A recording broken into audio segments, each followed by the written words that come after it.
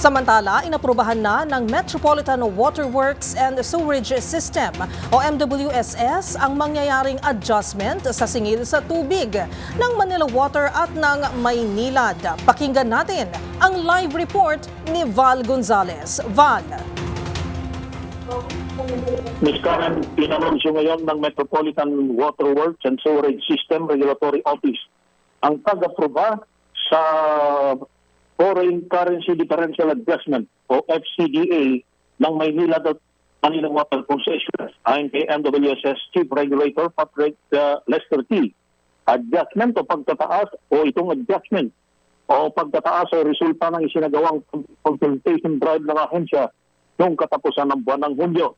Dahil dito, epektibo sa darating Oktubre 1, 2.03% na pagtataas ang ipatutupad ng Manila Water sa kanilang mga consumer. Ito ay katumbas ng 86 centavos per cubic meter increase mula sa umiiral na 42.26 pesos per cubic meter.